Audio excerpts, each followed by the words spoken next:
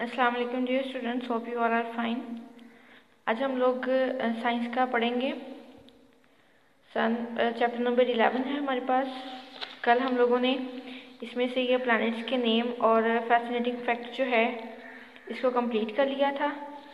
आज हम लोग देखेंगे नेक्स्ट पेज नंबर है जी 110। इसके ऊपर एक्सपेरिमेंट जोन है, तो ये करने वाला काम नहीं है आप लोगों के लिए, और रिकैप जोन है, ये भी नहीं करने वाला। पेज नंबर 111 पे है वोकैबुलरी जोन। इसमें की टर्म्स दी गई हैं, आप लोग ये वाली याद करेंगे।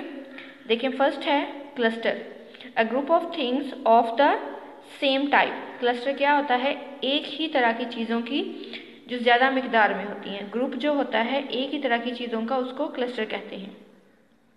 जैसे हमने पिछले लेसन में पढ़ा था कि क्लस्टर्स ऑफ स्टार्स के स्टार्स जो हैं वो एक ही तरह के होते हैं लेकिन ज़्यादा होते हैं, इसलिए उसको क्लस्टर कहा जाता है।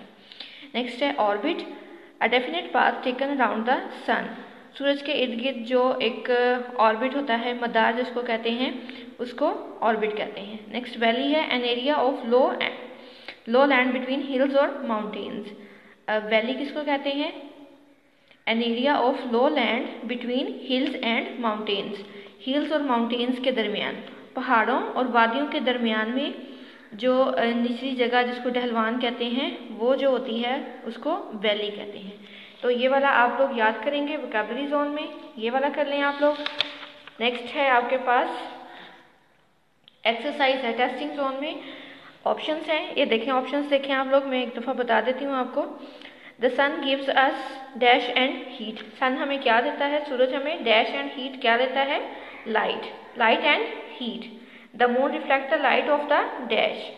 मून, चांद, किसकी रोशनी से चमकता है? चांद की अपनी तो कोई रोशनी नहीं होती, वो किसकी रोशनी से रिफ्लेक्ट होकर वो शाइन करता है? Sun. Dash are big in size but look very small. कौन सी चीज़ें जो हैं वो बहुत बड़ी हैं साइज में लेकिन हमें छोटी नजर आती हैं? Stars are big in size but look very small. तो ये टिक द ऑप्शंस हैं।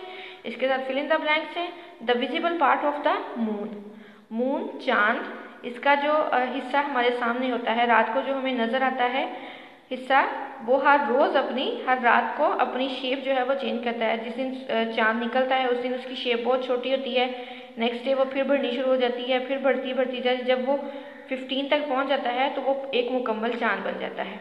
फिर 16 से फिर उसकी कम होनी शुरू हो जाती हैं, और जब उस चांद खत्म हो जाता है तो बिल्कुल उसकी बारीक सी शेप होती है।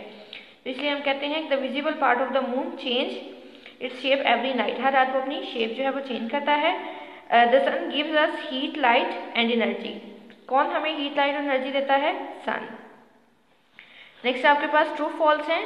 The moon gives us heat, light and energy. तो ये फॉल्स है, हमें सन देता है हीट, लाइट और एनर्जी, हमें सन देता है। There are 20 stars in the sky, के आसमान पे सिर्फ 20 स्टार्स हैं।